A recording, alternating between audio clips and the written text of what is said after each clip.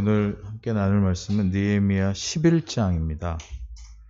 느헤미야 11장.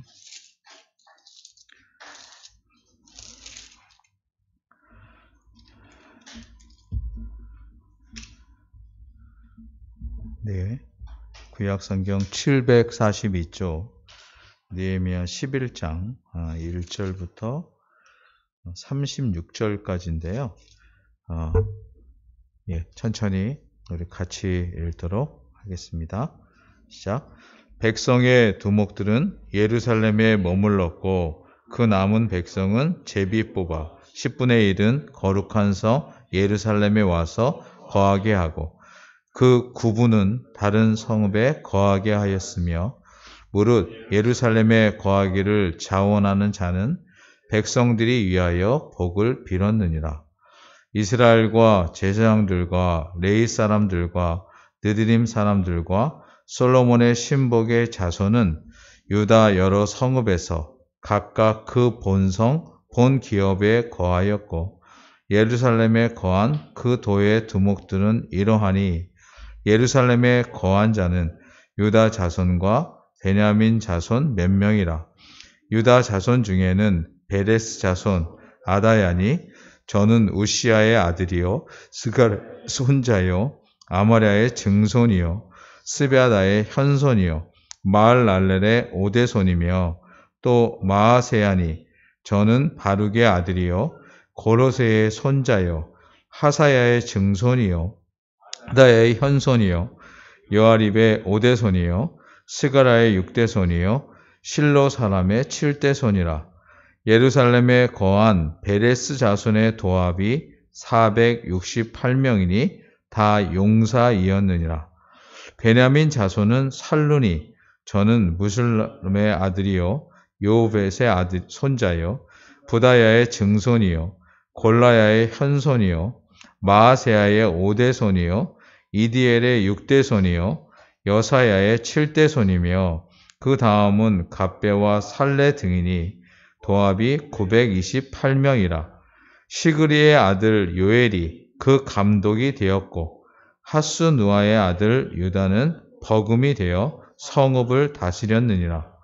제사장 중에는 요아립의 아들 여다야와 야긴이며 또 하나님의 전을 맡은 자 스라야니 저는 힐기야의 아들이요 무슬람의 손자요 사독의 증손이요 브라요스의 현손이요 아이두베 오대손이며 또 전에서 일하는 그 형제니 도합이 822명이요 또 아다야니 저는 여호함의 아들이요 볼라의 손자요 암시의 증손이요 시가라의 현손이요 바술의 오대손이요 말기야의 육대손이며 또 그 형제의 족정된 자니 도합이 242명이요 또 아마세니 저는 아사렐의 아들이요 아으세의 손자요 부실레못의 증손이요 임멜의 현손이며 또 그 형제의 큰 용산이 도합이 128명이라. 하그 돌림의 아들 삽디엘이 그 감독이 되었느니라. 레위 사람 중에는 스마야니 저는 하습의 아들이요 아스리감의 손자요 하사바의 증손이요 분리의 현손이며 또 레위 사람의 족장 삽부대와 요사바시니 저희는 하나님의 전 바깥일을 맡았고 또 아삽의 증손 삽디의 손자 미가의 아들 마따냐니 저는 기도할 때에 감사하는 말씀을 인도하는 어른이 되었고 형제 중에 박부가가 버금이 되었으며 또 여두둔의 증손 발랄의 손자 삼무아의 아들 압단이 거룩한 성의 예루살렘의 도합이 284명이었느니라. 성 문지기는 악굽과 달몬과 그 형제니 도합이 172명이며 그 나머지 이스라엘 백성과 제사장과 레위 사람은 유다 모든 성읍에 흩어져 각각 자기 기업에 거하였고 느디님 사람은 오벨에 거하니 시아와 기스바가 그 두목이 되었느니라. 노래하는 자 아삽 자손 곧 미가의 현손 바다야의 승손 하사바의 손자 바니의 아들 우시는 예루살렘에 거하는 레이 사람의 감독이 되어 하나님의 전 일을 맡아 다스렸으니 이는 왕의 명대로 노래하는 자에게 날마다 양식을 정하여 주는 것이 있음이며 유다의 아들 세라의 자손 곧 무세사벨의 아들 부다히야는 왕의 수하에서 백성의 일을 다스렸느니라. 향리와 들로 말하면 유다 자손의 더러는 기럇 아바와 그 촌과 디본과 그 촌과 여갑스엘과 그 동네에 거하며 또 예수아와 몰라다와 벳베렐과 하살수엘과 브엘세바와 그 촌에 거하며 또 시그락과 무고나와 그 촌에 거하며 또 에드림몬과 소라와 야르무스에 거하며 또 사노아와 아둘람과 그 동네와 라기스와 그 들과 아세가와 그 촌에 거하였으니 저희는 브엘세바에서부터 흰냄의 골짜기에 그 장막을 쳤으며 또 베냐민 자손은 게바에서부터 막바스와 아야와 베델과 정과 아나독과 놉과 아나냐와 하솔과 라마와 깃다임과 하딕과 스보임과 느발락과 로드와 오노와 공장 골짜기에 거하였으며 유다에 있던 레이 사람의 어떤 반열은 베냐민과 합하였느니라. 아멘. 네, 오늘 말씀은 지난 수요일에 살피었던 그 10장 느헤미야 10장 39절 마지막에 우리 하나님의 전을 버리지 아니하리라 한 이런 말씀에 연하는 그런 내용입니다. 물론 이제 사람마다 다 자기 인생에 나는 뭐가 중요하다, 또 뭐가 내 인생의 목표다, 뭐 이런 것들이 이제 있죠. 우리가 느헤미야 8장부터 이제 쭉 살피면서, 아까 또 강사님 이제 기도하시면서 용하셨지만 여호와를 기뻐하는 것이 너희의 힘이다. 그래서 그것이 또 우리의 신앙의 선배들에게 있어서는 인생의 제일 되는 목적은 무엇인가? 라고 묻고는 하나님을 영화롭게 하고 영원토록 즐거워하는 것이다. 이런 내용으로 이제 결집이 됐습니다. 그래서 이제 그런 표현이 이제 지난 10장에서는 하나님의 약속, 하나님과 약속을 맺을 때 거기에 인치다. 그 인은 도장 인자를 써서 도장을 치고 특별히 7가지의 맹세를 함으로써 하나님 앞에서 내가 어떻게 살 것인가를 주로 살폈습니다. 그래서 한편으로는 7가지의 요소들 중에 이제 우리가 기억하듯이 우선은 이방인과 연혼하지 않겠다로부터 출발해서 그 이방인과 연혼하지 않는 것은 그저 단순히 결혼의 문제가 아니라 그렇게 이방인과 연혼함으로써 자신들이 가진 가치와 정신을 잃어버리지 않겠다는 것으로 출발해서 그 다음에 이제 안식일에 물건을 팔지 않고 안식일뿐만 아니라 7년째 안식년을 지킴으로 하나님이 채워주심을 맛보고 그것을 의지하겠다. 그런 다음에 나머지 4가지의 내용들은 모두 다 자신들이 어떻게 헌금을 또 11조를 충실하게 할 것인가. 그러면서 그 핵심이 결국 하나님의 하나님의 교회를 세우겠다라는 취지였어요. 기억나시죠? 그렇죠? 근데 오늘 살피는 이 11장은 구조로 보면 되게 단순합니다. 1절부터 2절까지는 예루살렘에 거주하는 사람들에 대한 얘기가 나옵니다. 그런데 주로 지도자들이 예루살렘에 머물게 됐고, 그리고 남은 백성들은 제비를 뽑되 10분의 1만 예루살렘에 남고 10분의 9는 다른 성읍에 거하게 됐다. 이렇게 시작을 해요.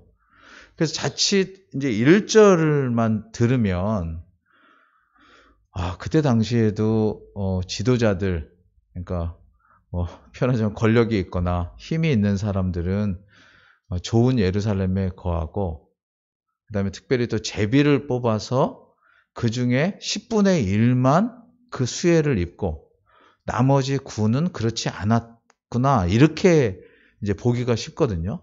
근데 이것에 대한 해석의 단초가 2절에 나옵니다. 2절에 뭐라고 되어 있냐면, 여기 아까도 읽었지만 무릇 예루살렘에 거하기를 자원하는 자는, 근데 보통 는 가는 주어잖아요, 그렇죠?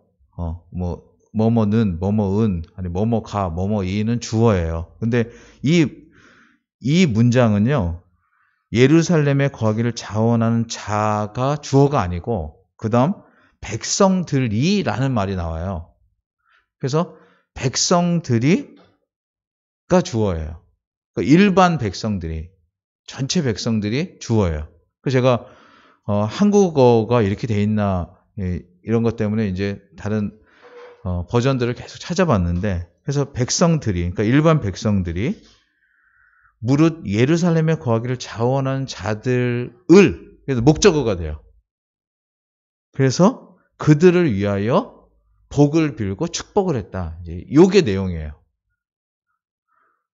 이렇게 되면 1절을 해석하는 이해가 조금 달라지죠.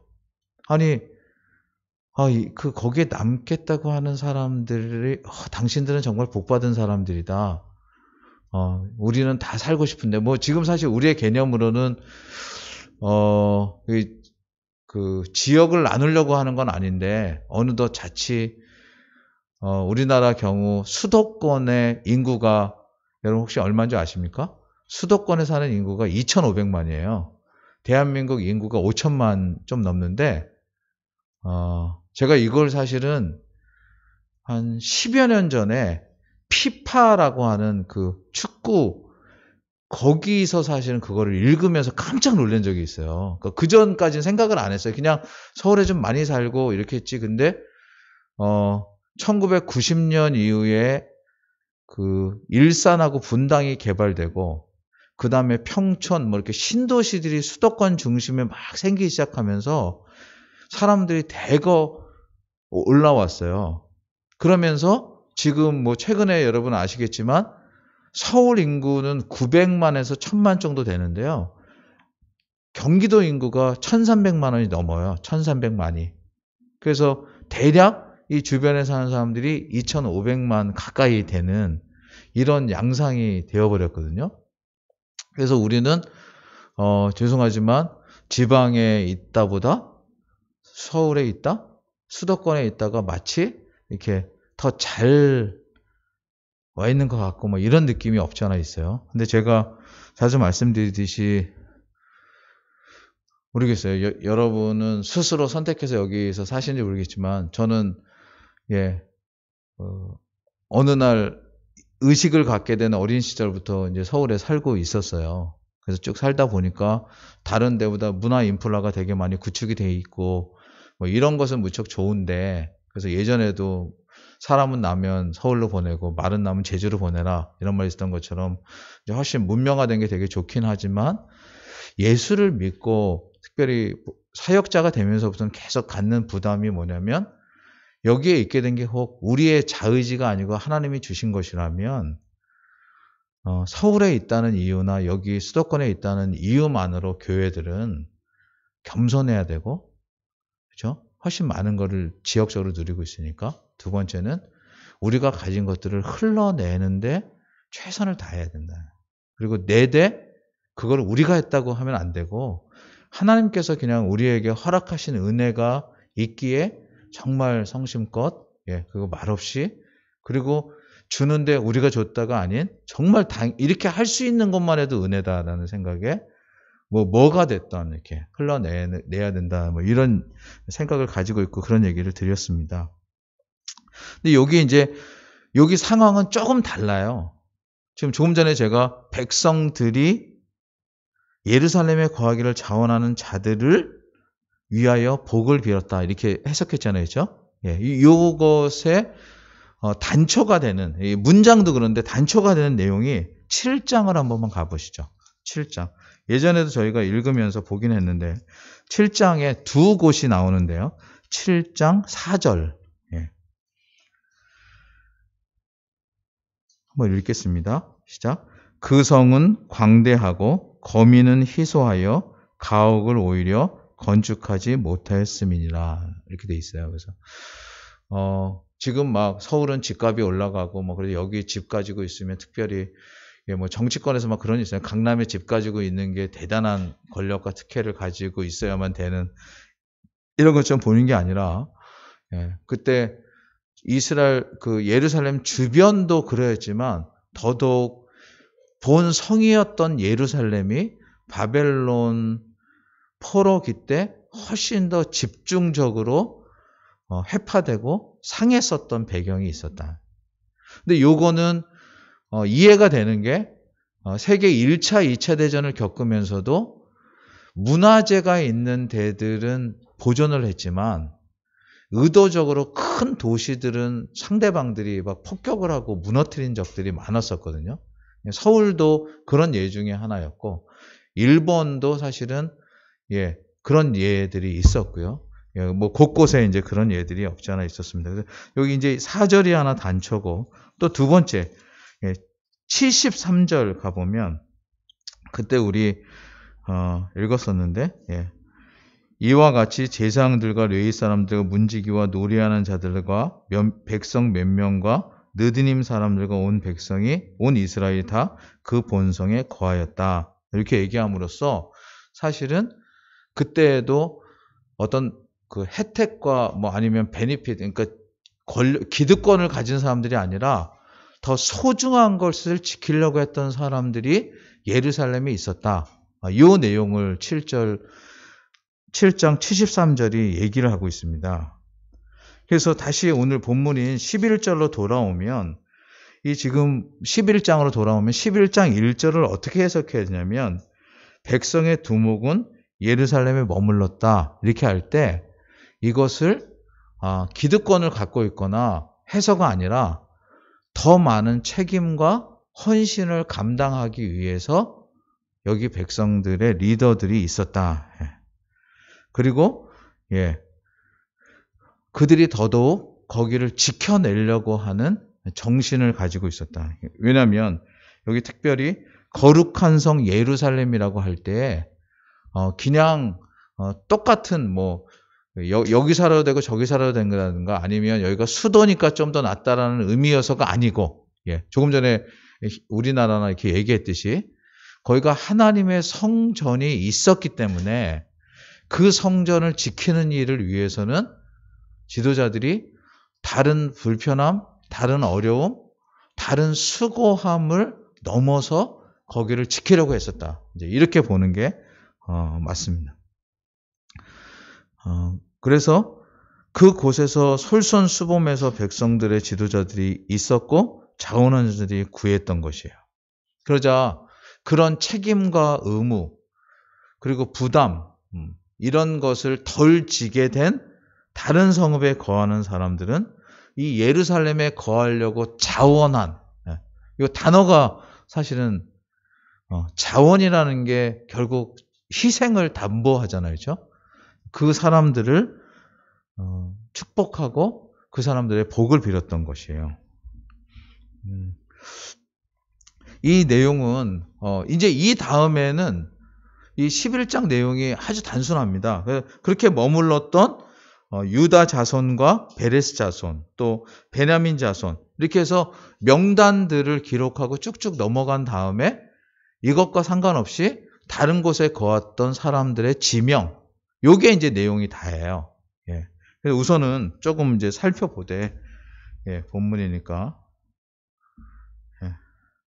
지금 이제 조금 전에 말씀드린 것처럼 예루살렘에 거하는 사람들, 예루살렘의 거주자들이 1절과 2절에 이렇게 나와 있는데 이 지도자들은 자원하여 머물렀다. 이게 되게 중요하고요. 그리고 10분의 1은 거룩한 백성들 중에 10분의 1만 그랬어요. 그래서 여기 이제 한 가지 또 생각하게 되는 게 뭐냐면 제비를 뽑았다. 이 내용이잖아요. 그렇죠? 그래서 이스라엘 속에 제비를 뽑는 일은 하나님의 뜻을 묻는 거예요. 근데 제비가 우리가 흔히 생각하는 것처럼 제비를 뽑는다고 할 때 어떤 이득과 베니핏만 아니라 제가 이제 구약의 예들도 있지만 계속 생각이 났던 게 여러분 사도행전 1장에 보면 가론 유다 이후에 한 명의 이제 결혼이죠. 가론 유다 대신에 결혼을 뽑아야 되는데 그게 바로 제비를 뽑아 마띠아를 얻었다. 이제 이렇게 돼 있어요. 잘 아는 내용이잖아요. 너무 쉽게. 근데 그때 당시에 또 제비를 뽑아서 사도의 수에 들어가는 게 의미상으로는 영광된 것이지만 현실상으로는 안락한 길을 걸어가는 것이냐? 그럼 그렇지는 않고 실제로 그리스도의 십자가를 따라가는 길이다. 이렇게 해석하는 게 맞죠. 그러므로 여기 11장에서 제비를 뽑았다는 것과 또 자원했다. 그래서 예루살렘에 거하게 된 자들은 결국 하나님과 하나님의 교회를 중심하기 위해서 더더욱 자원한 자들이다. 이렇게 해석이 되어집니다. 이 내용을 보면서 그래서 참 생각을 많이 하게 됐어요. 하나님의 일과 하나님의 교회를 위해서 자원한다. 저희가 지금 이제 느헤미야를 살피고 있잖아요. 그렇죠? 느헤미야가 어느덧 지금 11장까지 와서 13장 2번만 하면 이제 끝납니다. 그리고 제가 12장, 13장을 이렇게 말하자면 각 장 안에 있는 메시지가 뭔가 보통은 주제를 엮어서 이렇게 설명하는데 에스라부터 이렇게 한 장씩 이렇게 살피는 것을 한 다음에 제가 마지막 시간에는 에스라와 느헤미야 전체를 묶어서 그 의미가 뭔가를 좀 살피려고 지금 계획을 하고 있는데요. 이 느헤미야가 끝나면 그러니까 우리 설교가 끝나는 게 아니라 느헤미야 다음에 뭐가 나오냐면 우리가 잘 아는 에스더가 나옵니다. 에스더가. 그러니까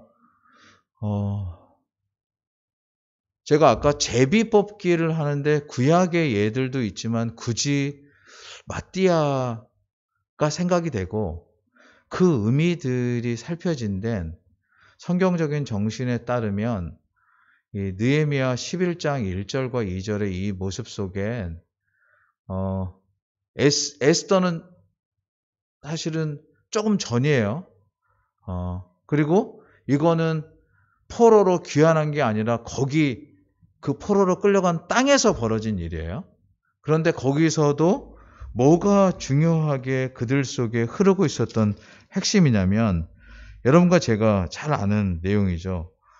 4장을 한번 에스더 4장을 한번 보겠습니다. 에스더 4장.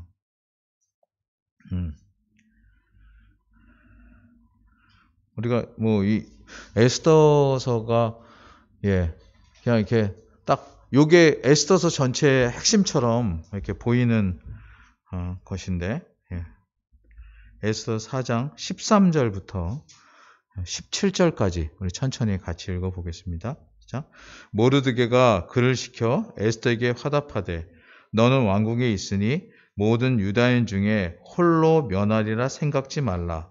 이때에 내가 만일 잠잠하여 말이 없으면 유다인은 다른 데로 말미암아 노임과 구원을 얻으려니와 너와 내 아비 집은 멸망하리라. 내가 왕위의 위에 얻은 것이 이때를 위함이 아닌지 누가 아느냐. 에스더가 명하여 모르드게에게 회답하되 당신은 가서 수산에 있는 유다인들을 다 모으고 나를 위하여 금식하되 밤낮 3일을 먹지도 말고 마시지도 마소서. 나도 나의 시녀로 더불어 이렇게 금식한 후에 규례를 어기고 왕에게 나아가리니 죽으면 죽으리이다. 모르드게가 가서 에스더의 명한대로 다 행하니라. 아멘. 여러분 이 내용은 잘 알고 있죠, 그렇죠? 예, 죽으면 죽으리다. 에스더의 스토리도 잘 알지만 사실 이 에스더의 죽으면 죽으리다라고 하는 이 고백을 가지고 일제시대 때 사실은 신앙에 대해서 자기는 결코 거절할 수 없다라고 했던 안희숙 사모님이라는 분이 또 있습니다. 그래서 그 분이 쓴 신앙 간증집이 죽으면 죽으리다예요. 그래서 원래 신앙을 포기하지 않았기 때문에 옥중 성도라고 하는 일제시대 감옥에 갇혀서 이렇게 사형 선고를 받은 분이었는데 이 분의 사형 집행일이 1945년 8월 16일로 제가 알고 있어요. 8월 16일이었어요. 근데 혹시 우리나라 광복절이 며칠인 줄 아시죠? 그렇죠? 8월 15일에 광복이 돼서 죽지 않고 풀려난 그런 경우였어요. 그래서 참 인상적인데 다시 오늘 느헤미야로 돌아오면 예루살렘에 거하고 성전에 거하는 게 무슨 대수겠는가 싶겠지만 실제로 지금 느헤미야서가 기록하고 있는 바는 그것을 지켜내기 위해서 어쩌면 더 척박하고 지금 여기 거민은 희소해요. 그러니까 더 사실은 힘든 분량이 많은 거죠. 작금에 그래서 이거는 그냥 최근에 말하는 일은 아니고 항상 사람들의 마음속엔 이런 것을 보면서 갖는 어떤 이제 부담이 없지 않아 있을 것 같습니다. 그런데도 성경은 우리가 아까 10장을 살펴본 것처럼 하나님 앞에서 하나님을 기뻐하는 것이 힘이다는 내용을 가지고 있는 사람들이 그럼 우리는 무엇을 지킬 것인가 맹세하고 그게 사실은 대부분 다 헌신이잖아요. 그렇죠? 내가 헌신하고 내가 딴 일에 눈 기울이지 않고. 근데 그렇게 할 수 있었던 건 그 하나님께로부터 나는 것이 주는 더 큰 능력, 더 큰 힘. 지금 에스더서를 인용해서 봤을 때 죽으면 죽으리다. 사람에게 있어서 죽음이라는 게 얼마나 대단한 공포예요. 근데 사는 것보다 더 귀한 죽는 일이 어쩌면 성도들에게 주신 하나님의 고귀한 축복이 아닌가? 이렇게 생각이 됩니다. 그러니까 우리는 어느덧 이 세상에서 잘 사는 거는 복이고 죽는 거는 마치 희생인 것 같지만 성도에게 영원한 것을 바라보는 성도들에게 주어진 하나님의 은혜는 죽는 게 더 큰 복이다. 예.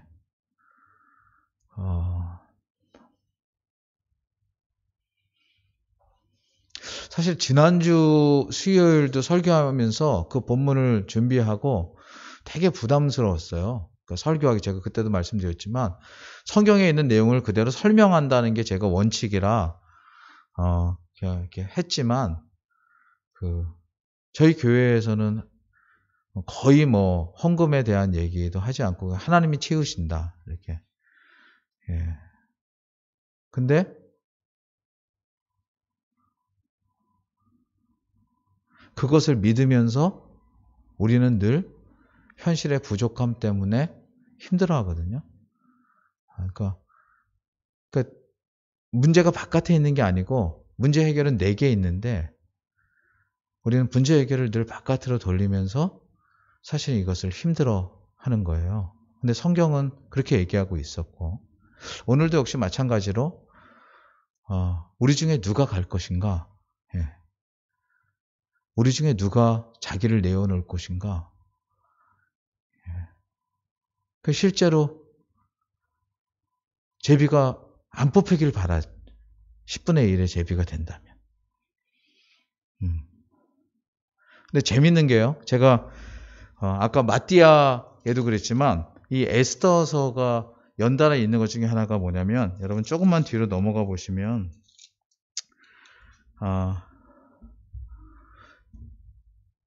에스더 9장 가보시죠. 9장에 가면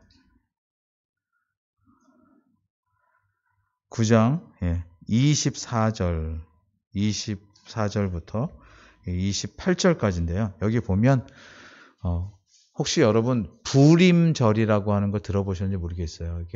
여기에 나오는 게 부림인데요. 그 부림은 불의의 복수형이에요. 이제 림이라는 게 복수형을 말하거든요. 그래서 부림은 불의의 복수형이라 그것을 기념하는 날인데 불의가 뭐냐면 아까 얘기한 제비예요. 제비 뽑기가 불의예요. 불의. 그래서 여기 보면 되게 재미있어요. 24절부터 제가 조금 같이 읽을게요. 시작.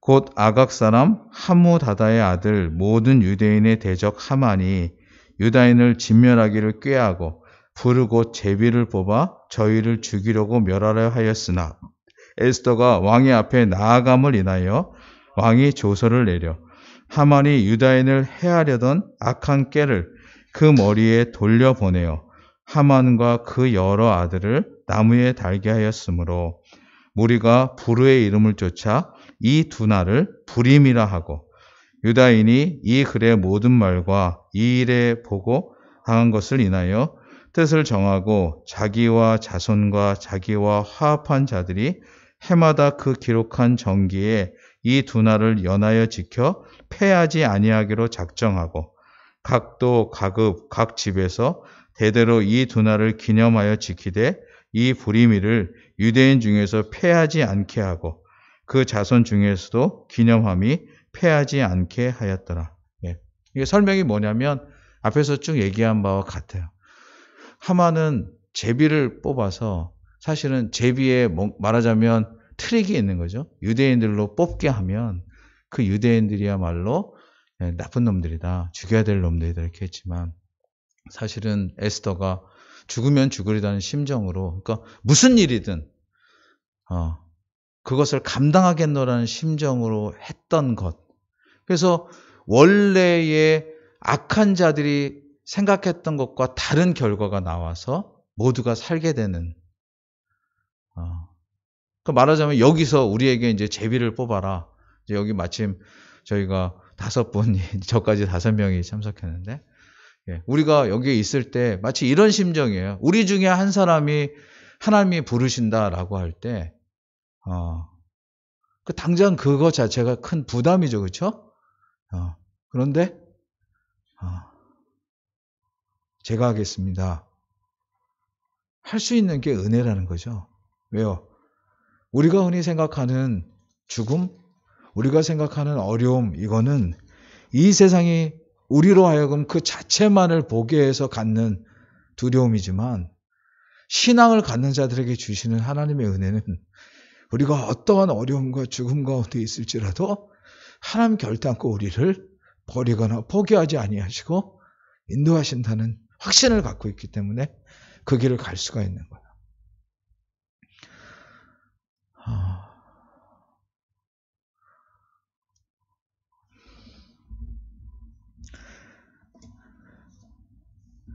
느헤미야서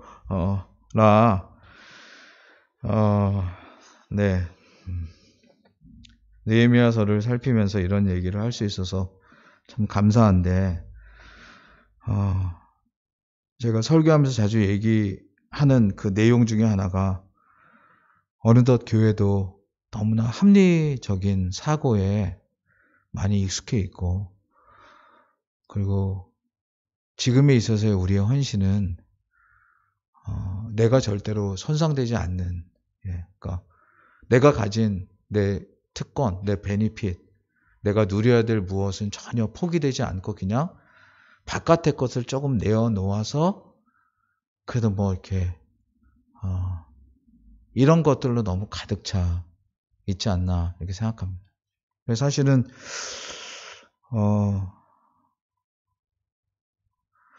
다른 분의 얘기가 아니죠. 제 자신에 대해서도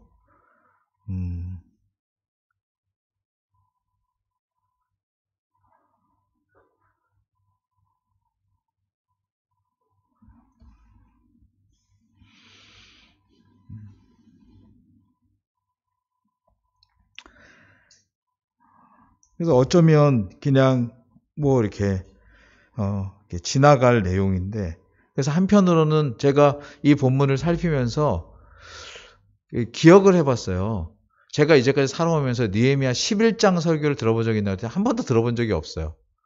연구는 이제 제가 뭐 주석이나 성경 이렇게 찾고 다 했는데, 그래서 사실은 주석들도 이런 말을 직접 인용하기가 좀 어려웠는데, 제가 신학교 입학할 때, 누가 선물해준 NIV 스터디 바이블이라는 게 있어요. 지금은 껍데기를 이제 새로 이렇게 해가지고 이렇게 했는데, 뭐 내용은 비슷하겠죠.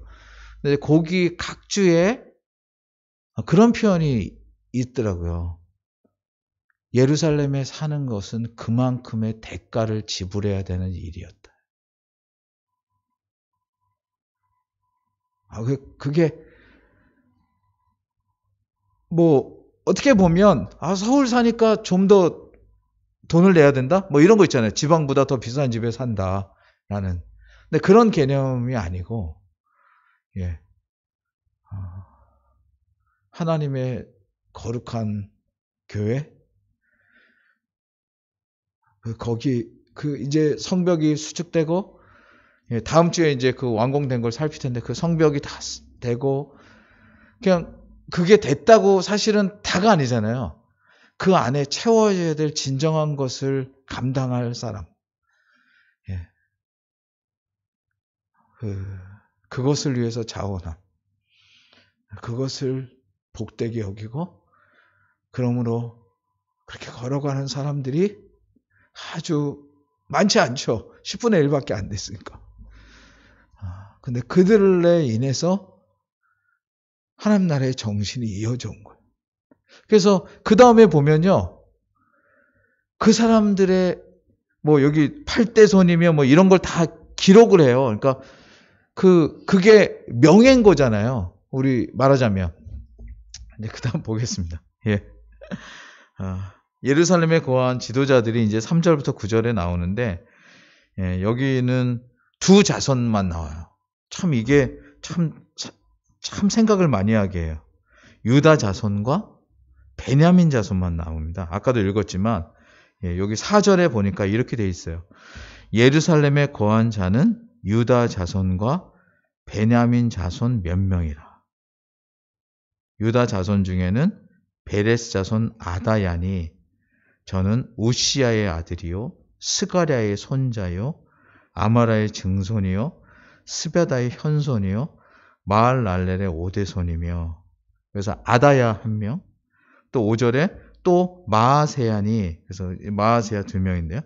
저는 바룩의 아들이요 고로세의 손자요 하사의 증손이요 아다의 현손이요 요아림의 5대손이요 스가랴의 6대손이요 실로 사람의 7대손이라. 그래서 우선은 특징적으로 2명, 예, 그러면서 예루살렘에 관한 베레스 자손의 도합이 468명이니 다 용사이었더라.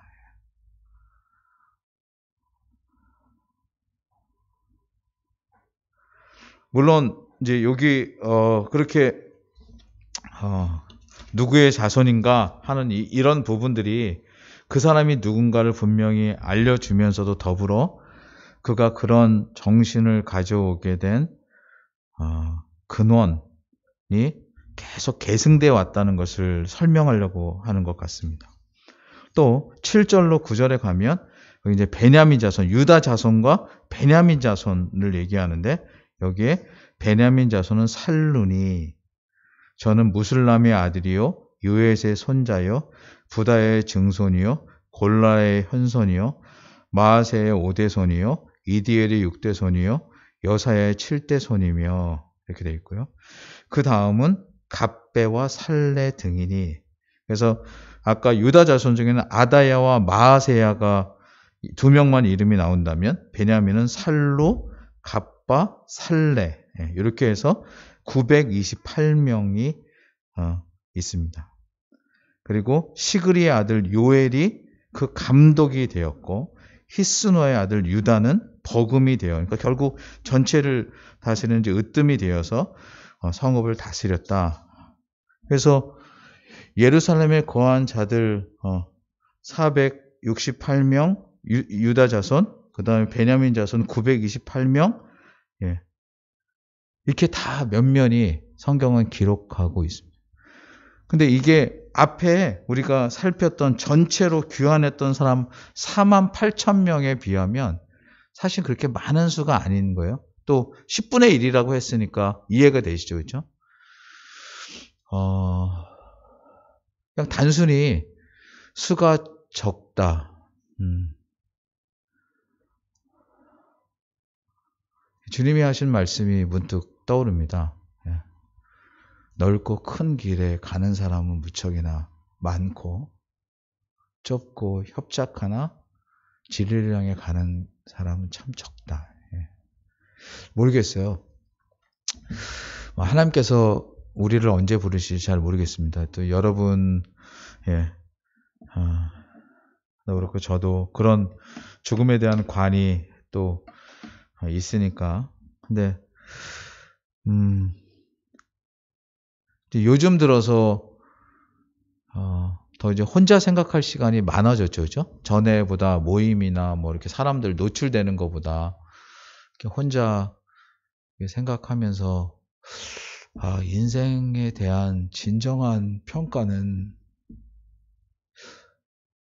막 우리가 뭐 하고 있고 뭐 했느니 이런 데 있는 게 아니고 아무도 중간에 알아주지 않지만 인생의 길을 묵묵히 걸어가고 나서 나중에 하나님께서 그를 기억하게 하실 때가 진짜 평가가 아닌가 이런 확신을 갖게 됩니다. 그 가는 길이 외로울 수 있어요. 사람들이 많은 길이 아니라 좁은 길을 가는 거잖아요. 수가 적은 길을 가는 거고. 근데 이 대목에서 말씀을 드리면 그렇다고 너무 주변에 사람이 적고 외로운 길을 가고 알아주지 않는 길을 간다고 잘못된 길을 간다고 생각하지는 마십시오. 혹시 하나님께서 미쁘이 여기셔서 이 길을 힘들게 가도 하나님은 아시고 사람들은 뭐라고 할지라도 하나님 끝에 믿어주실 줄 믿습니다.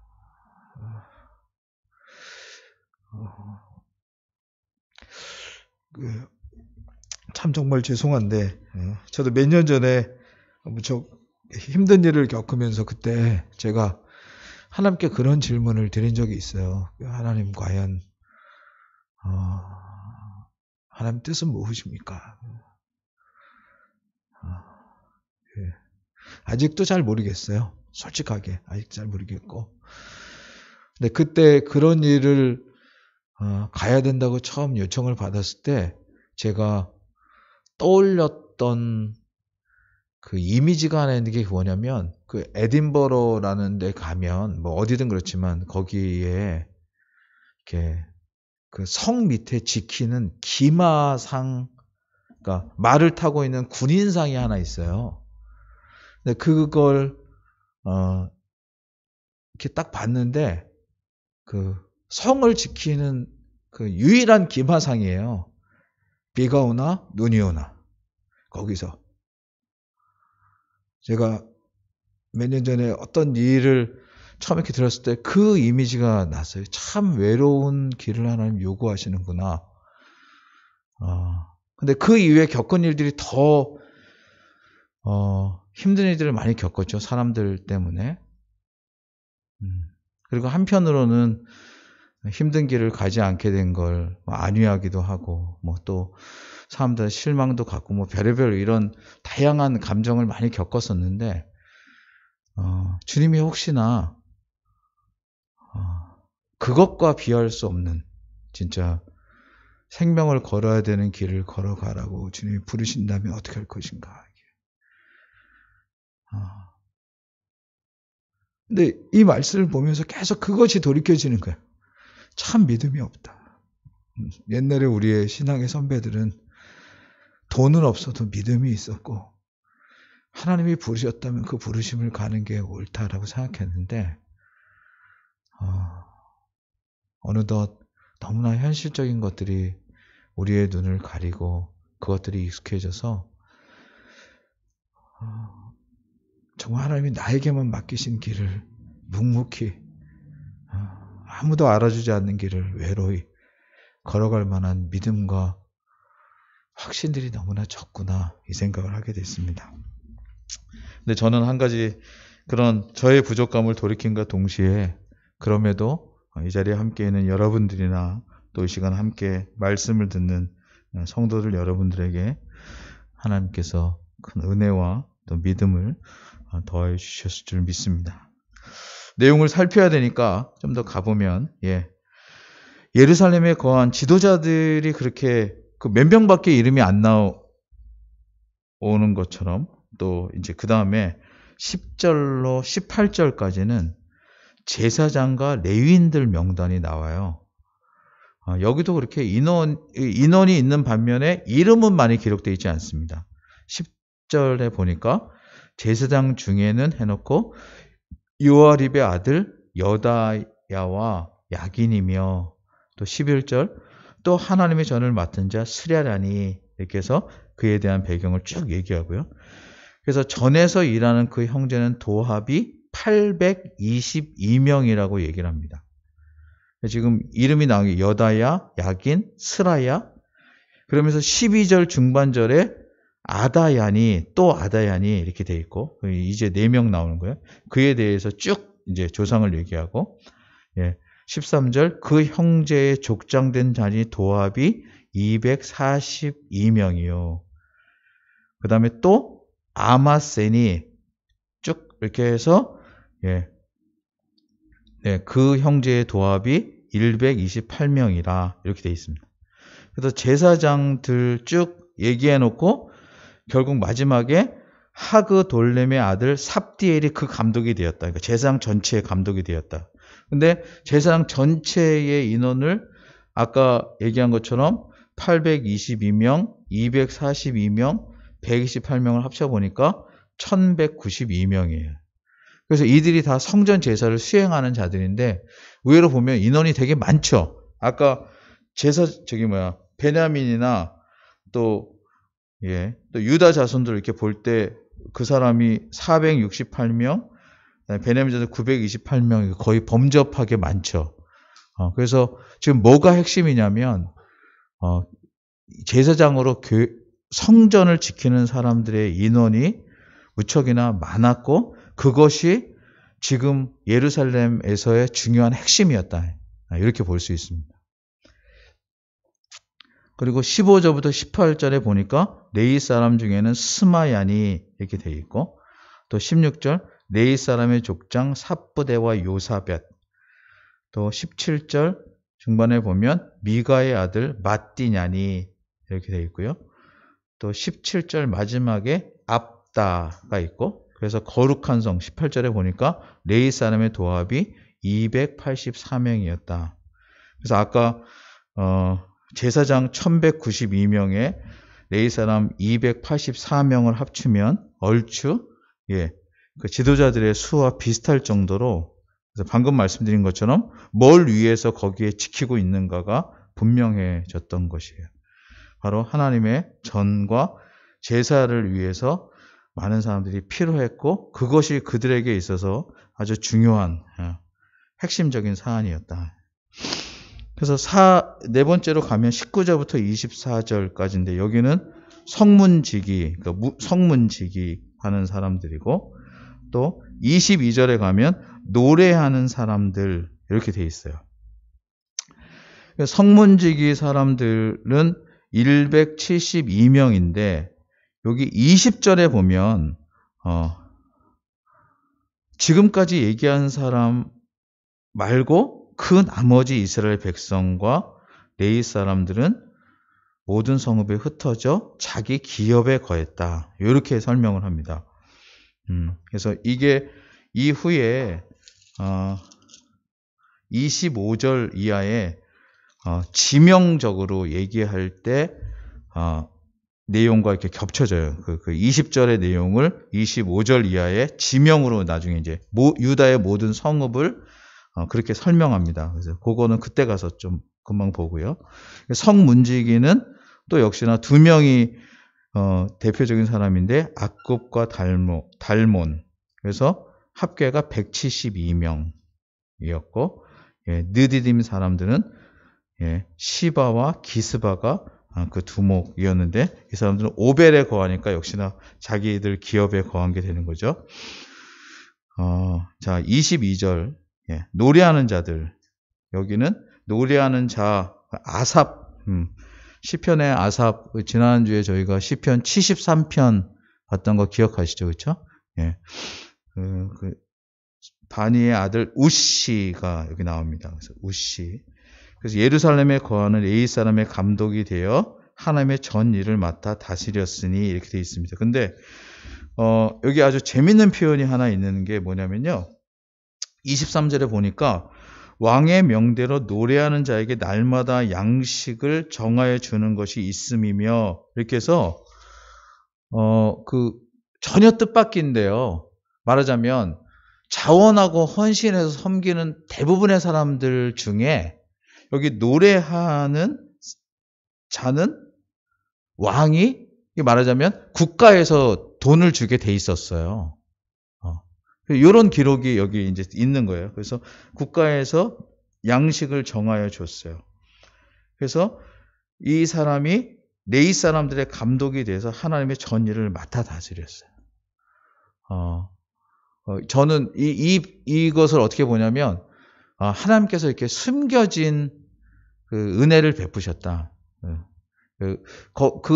사실은 바벨론에서 사실 이 사람들을 보낼 때 뭐 다 구체적으로 살피지는 않았을 텐데 그 중에 노래하는 자들의 감독에게는 분복을 주더라고. 우리로 얘기하면 녹이죠, 그렇죠? 국가에서 먹을 것을 날마다 주게 함으로써 사실은 이 사람이 그런 것을 맡아서 성전 일을 도왔어요. 여기서 이제 상상력을 조금 발휘하면 무슨 생각이 되냐면 이 사람이 그러면 나는 뭐 내가 돈 받으니까 이렇게 했겠어요? 아니죠. 자기가 받는 것을 하나님께서 나한테 우리들을 위해 이런 일을 주셨다. 그리고 이제 계속되게 기도하는데 아까도 이제 그런 말씀 드렸잖아요. 우리 교회도 어려워요. 어렵다는 게 뭐 그게 넉넉하지 않고 그 재직회로 모이면 늘 필요한 것에 비해서 부족합니다. 이제 이런 게 이제 어려운 거죠. 근데 돌이켜 보면 우리는 그 느헤미야 와서도 여러분 그 내용 살폈던 거 혹시 기억나세요? 느헤미야 9장 한 번만 가보실까요? 9장. 느헤미야 9장에 가면 그 아브라함과 모세의 때를 회고하는 마치 사도행전 7장에 나오는 스데반의 그 구속사적인 설명처럼 느헤미야에도 구약의 역사를 회고하는 구속사적인 회고가 담겨 있습니다. 그때도 설명했죠, 그렇죠? 근데 그 중에 특별히 21절에 보면 우리 잘 아는 신명기 8장의 말씀이잖아요.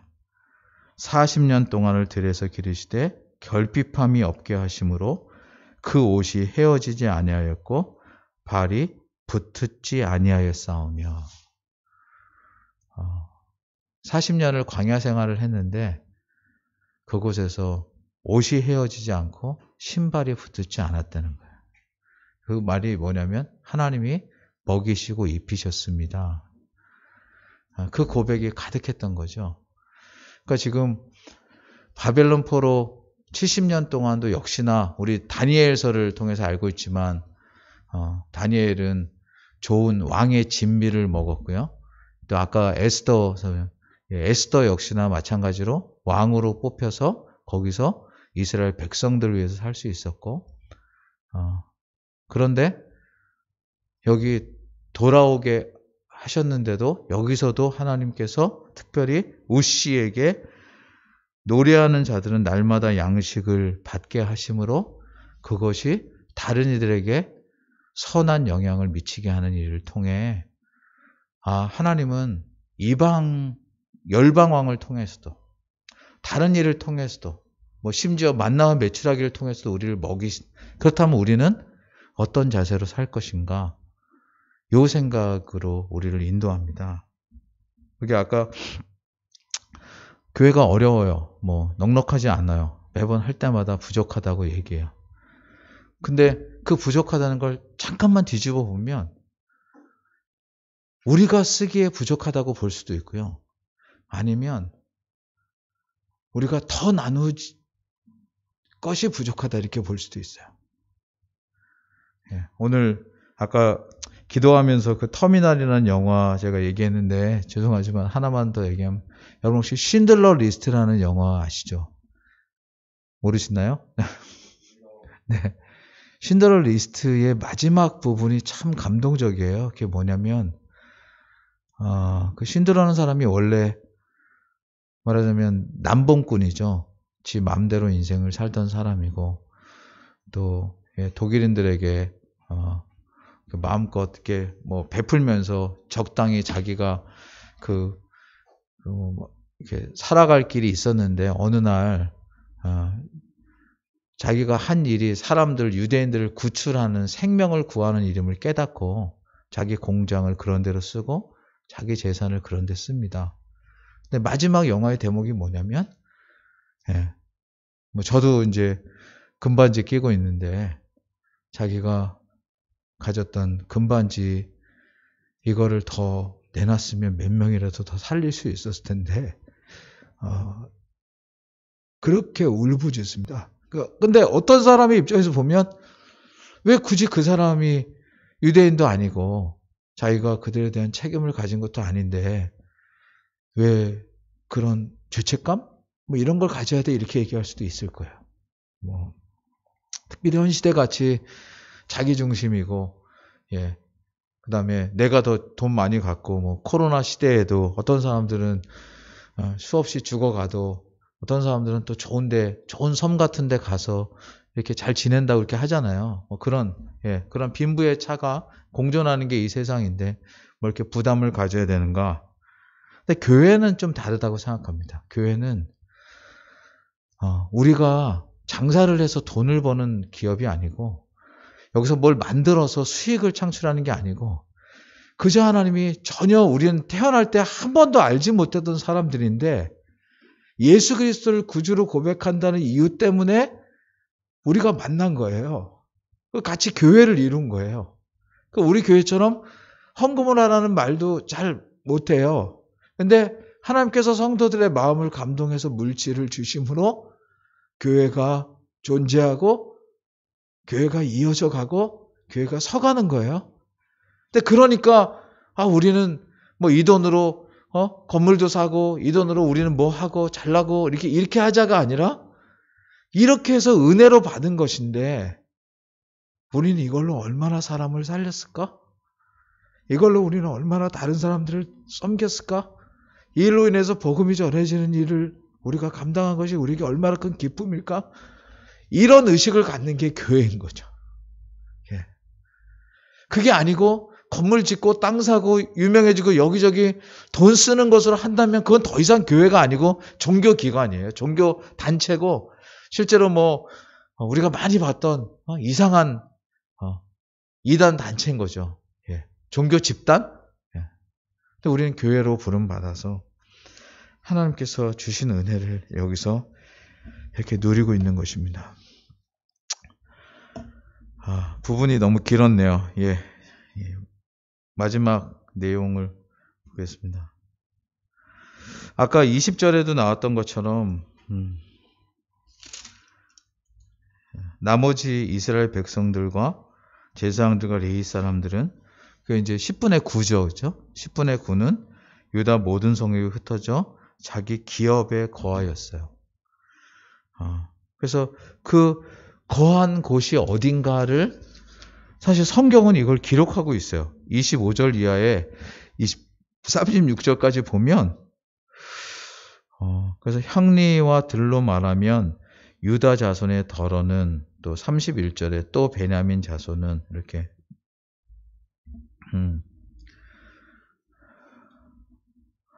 그래서 유다 자손들은 기럇 아바부터 17곳에 거했고요. 베냐민 자손은 게바에서부터 해가지고 16곳에 거했어요.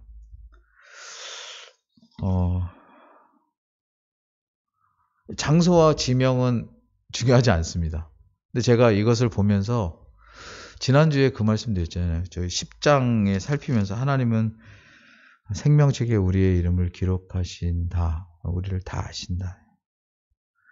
근데 여기 지명들을 보면서 우리를 다 아실 뿐만 아니라 우리가 어디서 어떻게 사는지, 무엇을 추구하며 사는지, 무엇이 인생의 목적으로 사는지도 아시는구나. 이런 생각을 하게 되었습니다. 사람은 어떻게 사느냐가 그 사람의 생각과 그 사람의 삶을 드러내죠. 물론 여기 꼭 지역 이런 의미는 아닙니다. 그때 당시에 이렇게 다 그것을 기록한 것이지 지금은 강남 살면 잘 사는 거고 강북 살면 아닌 이런 이상한 프레임이 또한 아파트 단지 안에서도 일반 분양은 좋은 것이고 임대한 건 안 된 것이고 이런 인간의 죄된 의식 앞에 붙들려 있잖아요. 그래서 그런 개념은 아니고 하나님 우리를 다 아신다. 어디에 사는지, 무엇을 지향하는지. 그렇다면 이제 과제가 남죠. 사는 날이 얼마나 남았는지 잘 모르겠습니다. 젊으니까 오래 살고 연세 드신 어르신들이니까 남은 시간이 적고 이런 것 같진 않아요. 보니까 인생은 정말 나는 것도 우리의 뜻 가운데 있지 않지만 부르심을 입는 것도 우리 뜻 가운데 있지 않습니다. 근데 의외로 살아가면서 마치 영원히 이 땅에 살 것처럼 교회들이 영원을 말하면서 이 땅에 그렇게 땅들을 사랑해요. 건물들을 사랑하고. 이율배반적이죠. 그렇죠? 우리도 영원을 지향하면서 조금 전에 쭉 살핀 것처럼 하나님이 내게 주신 은혜를 나누고 나를 통해서 다른 사람들을 살게 하는 것보다 그렇지 않은 것에 우리는 너무나 많이 휩쓸려 가고 사는 것 같습니다. 이제 우리 1절에서 봤던 것처럼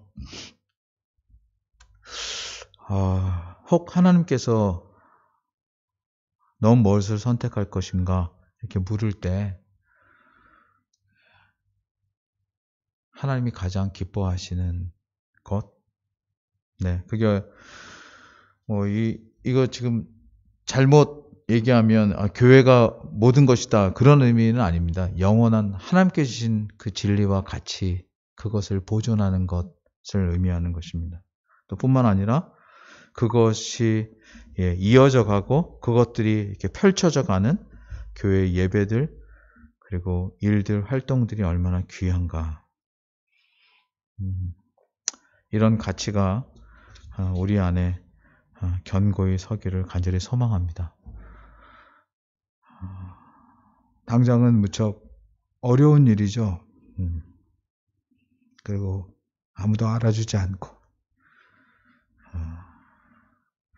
지난주에도 그런 얘기를 잠깐 나눴는데 제가 자녀들을 키우면서 제일 가르치기 어려웠던 게 헌금하는 거 가르치는 게 어려웠어요. 자신들이 뭘 쓰는데 돈 쓰는 건 안 가르쳐도 하더라고요. 근데 헌금하는 거 가르치는 건 정말 애써서 말해도 감당하기 어려워요. 그래서 지나고 나서 혹시 하나님께 감사함을 드렸니? 그럼 잊어버렸다. 그게 우리 본성이거든요. 근데 지나고 보면 우리 생명을 인도하신 것도 하나님이시고 우리가 먹을 것, 입을 걸 채우신 것도 하나님이고 그래서 그것을 보게 하는 교회를 지켜가시는 것도 하나님인 줄 믿습니다. 그래서 무척 더디지만 이게 지금 자칫 그 오해하실까봐 그런데 정말 하나님께로부터 나는 것들을 귀중히 여기는 성도들이 되시면 좋겠습니다. 느헤미야 11장은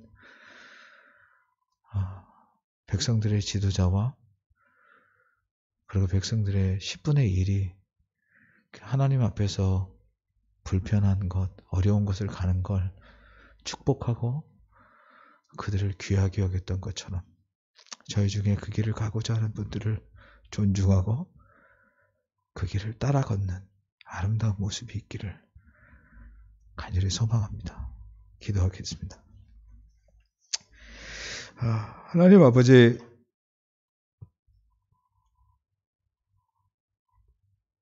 태어나서 한 번도 느헤미야 11장의 설교를 들어본 적이 없는데 오늘 제게 이것을 설교하는 특권을 주셔서 감사합니다.